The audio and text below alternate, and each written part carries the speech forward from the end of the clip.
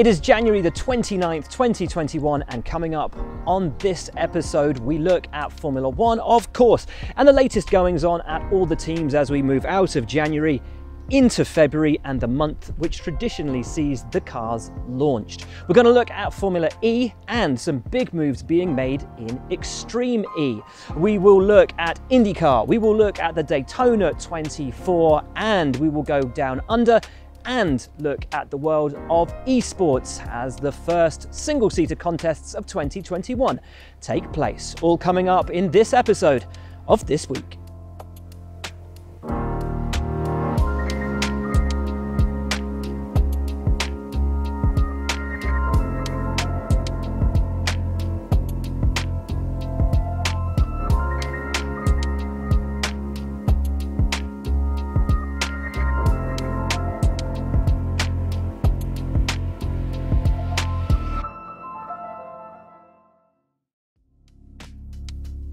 Hello folks, let's get things started by talking Mercedes and of course the saga of the Lewis Hamilton contract. Toto Wolff has broken his silence, and it was a silence that was enforced actually over the last couple of weeks because he had COVID. Thankfully he had no symptoms and he is very much on the mend, but he's been isolating for the past few weeks. He did however talk to ORF, the Austrian TV station, at the weekend, in which he explained the delay was pretty much down to logistics, the fact that Toto and Lewis haven't actually sat down face to face for quite a while. That and a couple of curveballs being thrown in, getting sent to lawyers, just ultimately sort of holding everything up a little bit. He spoke to RTL, the German TV station, just yesterday. And he confirmed that Lewis will not be getting the 3-year contract which Lewis reportedly was after. Instead, it will be for a flexible term. He also made some interesting comments about the fact that the landscape was changing as we look towards the 2022 with new regulations, budget cap coming in, of course a new ownership structure at the Mercedes F1 team as well, and that the team would be keeping its eyes open. Some really interesting comments then coming out of Toto just in this last week. The team over at Brackley incredibly proud of their partners Ineos and what they're doing over at the America's Cup. From being kind of also rans, they look pretty much unbeatable at the moment, and I believe this week coming up, Italy face America to see who will face the Ineos British team to take on New Zealand for the overall America's Cup. What does that have to do with motor racing, you ask? Well, it isn't just Mercedes who have a vested interest in Ineos. The Italian entry, yeah, they're linked up with Pirelli. The American entry is linked up with Penske. So it's all motor racing at the America's Cup. Mercedes also did a brilliant video with James Allison during the week. They're always great with James. He speaks so well about the technical aspects of the sport, and he explained quite brilliantly the massive undertaking that 2021 will be for all of the teams because of what looked like quite a small change in what was supposed to be very much a carryover year that has actually created massive, massive headaches for all of the teams. So, oh, look, deer. Can you see them all running over the... See those deer? Wow! Now, the team with the most to do over the winter has, of course, been McLaren, because it's not just those regulation changes that they have to contend with, but also a change in engine provider from Renault to Mercedes. And with that in mind, it was great to see the team firing up the MCL 35 just this week. That car will be launched, the team announced, on February the 15th. That's one day after my birthday. A very busy week for Ferrari at Fiorano as they ran 7 drivers in total, including Charles Leclerc, who has thankfully recovered from COVID and was back in the cockpit on Tuesday, and Carlos Sainz, who had his first day and a half for the team on Wednesday and Thursday, crucially going through the motions of understanding how the wheel works, how the team works, his first days with his engineering team, and really just putting those first steps into place for him as he becomes a Ferrari driver. He loved every minute of it and already feels very much at home. Great to see his dad there with him as well, who played very much a quiet observer in the background, just swollen with pride. Also there, Robert Schwartzman impressing the team once again. Marcus Armstrong doing a great job. Mick Schumacher had 2 half days in the car, and rounding out the week, Callum Ilott. So as we said, 7 drivers for Ferrari. Also, the real youngsters at the FCA. Oh, I almost forgot Giuliano Alesi with his last runs as an official member of the FDA. Almost forgot. Sorry about that. The real youngsters of the Ferrari Junior Academy were also in Fiorano and will be for the next few days. James Wharton being one of them, and the other, of course, the recently announced winner of the Girls on Track program, and I got her surname pronounced totally wrong last week. It's spelled W-E-U-G, but as she's Dutch, it's not pronounced Weug. It is instead Weg. So my apologies to Maya Weg.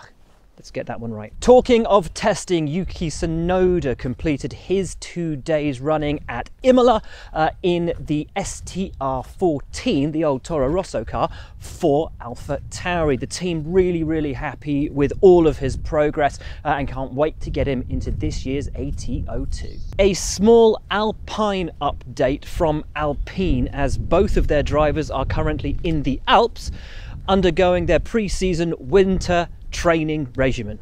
The first footage of Sebastian Vettel as an Aston Martin driver came out during the week. Similar to Sergio Perez at Red Bull, as we understand it. The footage was probably taken a couple of days before it was actually released, but great to see that Seb has been into the factory, getting to know the team and getting acquainted with his new surroundings at Silverstone, and critically, an all-new look, and by that, of course, we mean the resplendent, beautiful, deep, dark green of Aston Martin, replacing the pink for which the Silverstone outfit had become so known over recent years. At Williams, the team's new CEO, Jost Capito, starts work next week. The team tell me he is already up to speed and can't wait to get into the factory and actually start work for real. Now, Jost Capito is somebody that we know from his history, not just in Formula One, but in motorsport, who like to take his time. He's not going to throw the baby out with the bathwater. He will be measured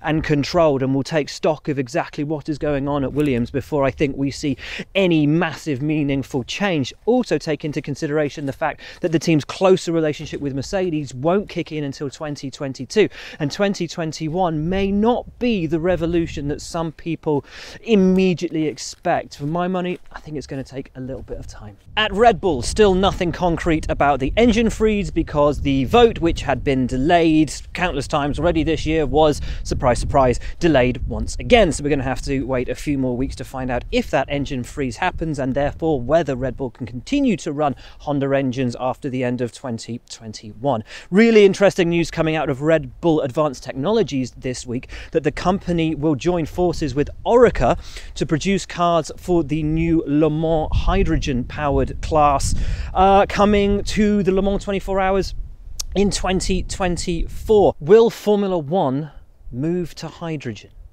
It's a fascinating and tantalizing prospect, and possibly a question to be answered another day. With that in mind, please keep your questions and your comments coming.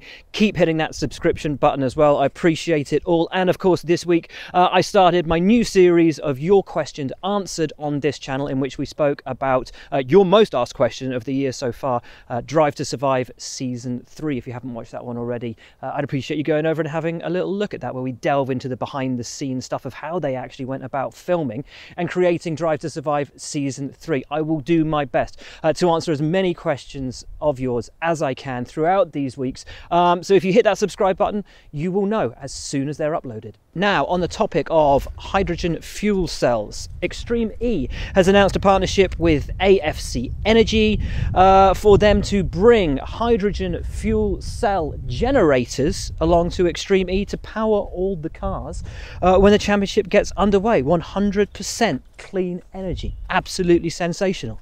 In other Extreme E news, Jenson Button has become the latest Formula One world champion to announce that he will have a team in the category. But unlike Lewis Hamilton and Nico Rosberg, Jenson is actually going to drive for his team, which is totally mega. In other massive news in the Extreme E world, Chip Ganassi is entering in a partnership with GMC, which will see Chip's cars liveried and sort of done up with the stylings of the Hummer brand. A great announcement, really big, but frankly, I can't understand how anybody doing a deal with GMC could look past doing an A-team livery. Formula E has announced its all-new calendar, well, the start of their all-new calendar anyway.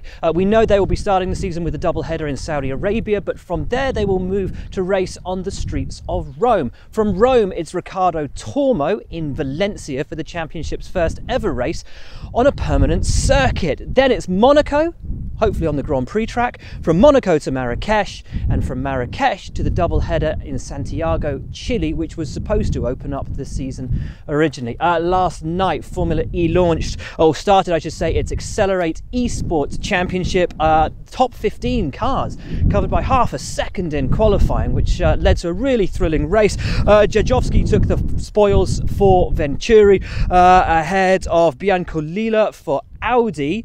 And Kevin Siggy, third for BMW, after Carroll got given a 10-second penalty for actually punting Siggy off the track. Siggy played guitar. First Formula One action of the year this weekend as the first virtual GP takes place. Now, in a change of regulation from 2020, in 2021, the qualifying race will be conducted by the team's official esports drivers. And after last week's shock news that Ferrari had lured Brendan Lee away from Mercedes, Mercedes themselves this week announced something of a coup, signing Jarno Opmeer, the reigning champion from Alfa Romeo, and also taking on Danny Moreno from McLaren. They joined Bono Huis at Mercedes. Bono and Jarno will also be racing for Mercedes in Formula E esports, as they did actually the other night as well. So big stuff there. The drivers taking part in the main race on Sunday, as of recording, include Stoffel van Dorn for Mercedes, Alex Albon will be racing for Red Bull, Lundgaard and Piastri at Alpine, Tonio Liuzzi at Alpha Tauri, Thibaut Courtois, the Belgian goalkeeper at Alfa Romeo, Pietro and Enzo Fittipaldi at Haas, and Georgie Russell and Nicholas Latifi at Williams. More names, of course, to be announced over the coming days. Sébastien Ogier won the Monte Carlo rally, in so doing becoming the most successful driver in the history of the event. For Ogier, though, he said he was most proud to have taken that record because he grew up idolising Ayrton Senna, who still holds the Formula One win record around the streets of the Principality. Some good news in IndyCar, as during the week it was announced that James Hinchcliffe would return to the championship on a full-time basis in 2021, and not just in any seat either, but one of the plum rides with Andretti Autosport. Everybody likes that news. Great to see James back full-time. Also great to see Ed Jones make a return to IndyCar this year. Again, a full-time seat with Dale Coyne. And Dale Coyne, interestingly, said that he's been talking to, obviously, a number of drivers over the winter, but that one driver he was particularly interested in and who may yet get the drive alongside Ed Jones is one Romain Grosjean. Dale Coyne hopes to have his driver lineup tied up within the next week and before the next IndyCar test in Feb. To Daytona now. And the Raw before the 24 was won by Felipe Nasr and Pipo Derani. Nasr becoming something of a Daytona specialist. Kevin Magnussen made an instant impression and absolutely loved his first outing in DPI. He led quite a bit of the Raw before the 24, but ultimately a tyre gamble saw him fall down the order. He and Van der Zandt will start 7th, I believe, for the actual Rolex 24 this weekend. Now, in other IMSA news, important IMSA news, Acura have confirmed they will remain in the championship. Crucially, they will be entering a car that will be good to the Le Mans Daytona hybrid regulations, which means they will also be eligible to race not just in the World Endurance Championship, but critically the Le Mans 24. And while the announcement didn't state anything about WEC or the Le Mans 24, the fact that they will produce a car which is eligible to enter that leads to a massive amount of excitement, because were they to join up with the WEC field, do the 24, that'd be fever. News from down under now, and Supercars superstar Shane van Gisbergen went from Oz to New Zealand to contest the Toyota Racing Series. Just keep himself sharp over the winter.